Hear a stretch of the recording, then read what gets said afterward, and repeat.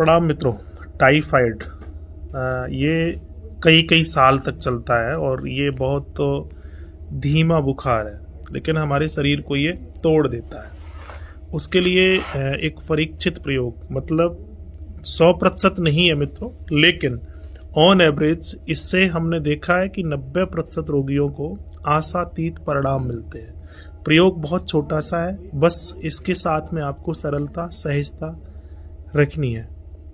आप जिस दिन से प्रयोग करें उसके एक दिन पहले एक अपा मार्ग होता है, जिसको ओंगा भी कहते हैं, लपा भी कहते हैं, लठजीरा भी कहते हैं, यानी लंबी वाली। अगर आप सीधा सा डालेंगे गूगल में कि अपा मार्ग, और लगभग ये भारत में बहुतायत यानी हर प्रदेश में पाया जाता है। इसका प्रयोग क्या करना है, बस ये ध्यान आपको ये रखना है कि छोटे छोटी नुस्खे जो होते हैं ना, वो बेहद कारगर होते हैं।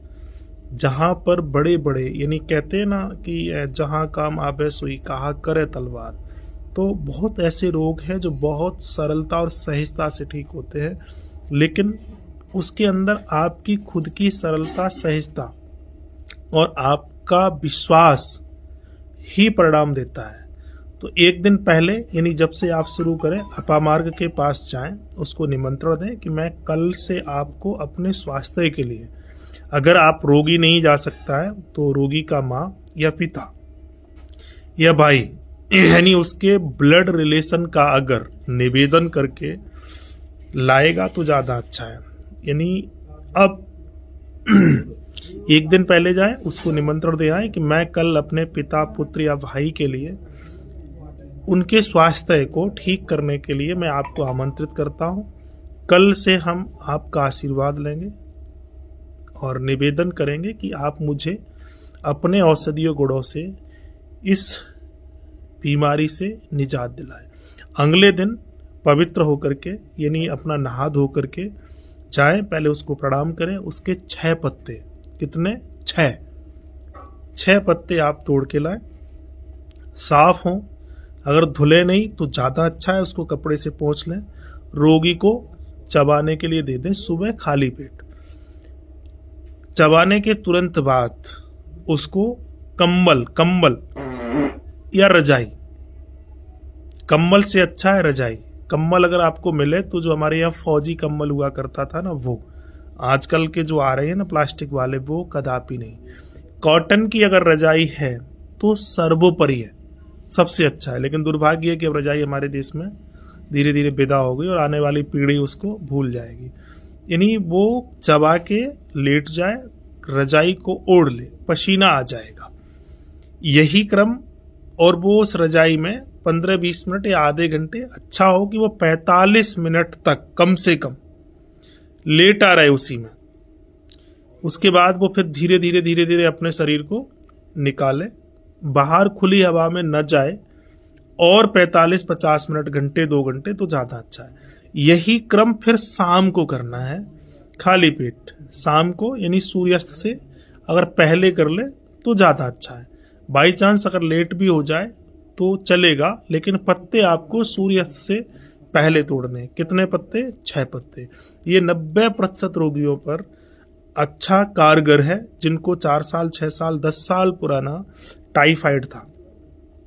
अब 10-5% जो लोग ठीक नहीं हो रहे हैं, उसकी हो सकता है कि कुछ तालमेल ना मिले। ये मेरा अनुभव है, मैं इसमें सटीकता से इसलिए कह रहा हूं क्योंकि ये ज्ञान लोगों तक पहुंचे, लेकिन इस ज्ञान का निरादर नहीं हो। अब यहां पर मैं देखता हूं कि अगर प्रवृत्ति आपकी ठीक है, जैसे कि भोजन बनाने वाले का स्वाद, यानी 10 लोग अगर भोजन बना रहे हैं तो सबका स्वाद अलग होगा।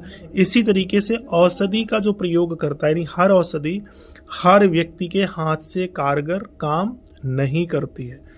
इसीलिए सब लोग इसका दुरुपयोग ना करें, श्रद्धा से इसको अगर आप किसी को देते हैं, मैंने यहाँ पर एक शर्त लगाई कि कोई अगर ब्लड रिलेशन का दे तो ज़्यादा इफेक्टिव और असरकारक होता है, अथवा जहां से आपको अपनत्व की भावना जुड़ी हुई हो, ऐसा व्यक्ति भी अगर आपको देगा तो भी वो काम करेगा। लेकिन इसकी एक और शर्त है कि आप जैसे जैसे ठीक हों अथवा ना हो, अगर ठीक हो जाएं तो आप 5 पेड़ वृक्ष जड़ वाले जरूर लगाएं ताकि वो लौट के नहीं आए।